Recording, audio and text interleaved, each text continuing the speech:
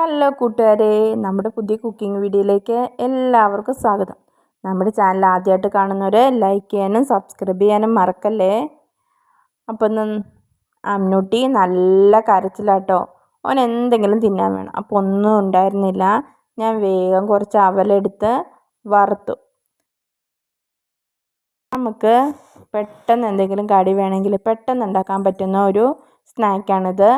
കുട്ടികൾക്ക് നല്ല ഇഷ്ടാവുകയും ചെയ്യും. അപ്പോൾ നിങ്ങളെല്ലാവരും ഇതൊന്ന് ഉണ്ടാക്കി നോക്കുക.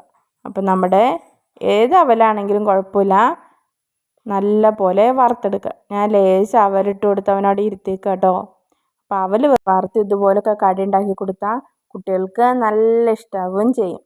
അപ്പോൾ അവരെ പറ്റിക്കാൻ വേണ്ടിയിട്ട് നല്ല ടേസ്റ്റിയിൽ നമുക്ക് ഉണ്ടാക്കിയെടുക്കാൻ പറ്റുന്ന ഒരു സ്നാക്കാണിത്.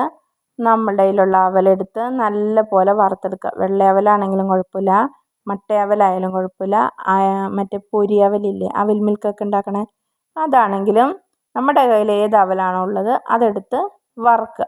നല്ല പോലെ വറുത്ത് ഒരു മൊരുമൊരുന്നാവില്ലേ, നമ്മളിങ്ങനെ പിടിച്ചാൽ പൊടിഞ്ഞു പോകുന്ന ഒരു പരുവാവണം.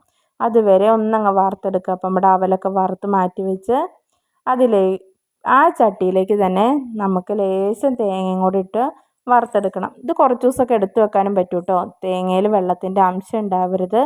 നല്ല പോലെ വറുത്തെടുക്കുക.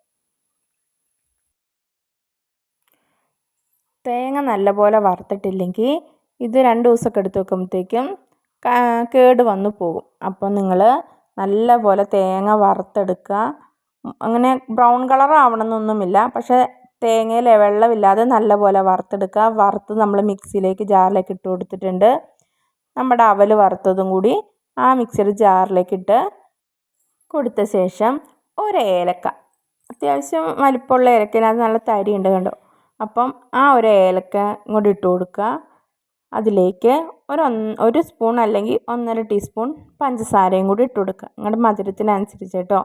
അതനുസരിച്ച് നല്ല പോലെ പൊടിച്ചെടുക്കുക. കണ്ടോ, നല്ല പോലെ പൊടിയായി വന്നിട്ടുണ്ട്. അത് കഴിഞ്ഞ് ഇതേപോലെ റോളാക്കി കൊടുക്കുക.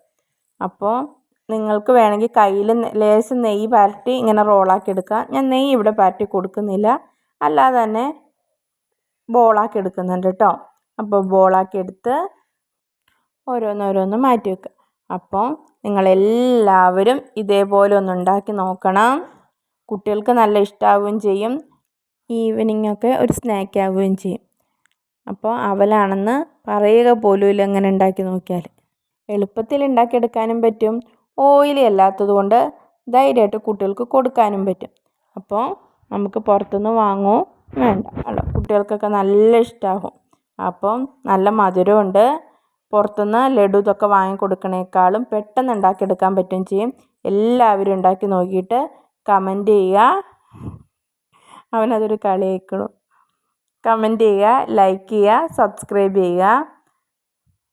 മക്കൾ സ്കൂൾ വിട്ട് വരുമ്പോഴത്തേക്ക് അവർക്ക് ഉണ്ടാക്കി കൊടുക്കാൻ പറ്റുന്ന ഒരു 4 മണി സ്നാക്കും കൂടിയാണ്.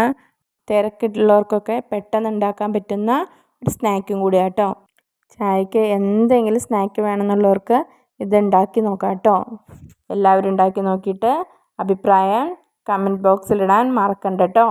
അപ്പോൾ ഓക്കെ, ബൈ.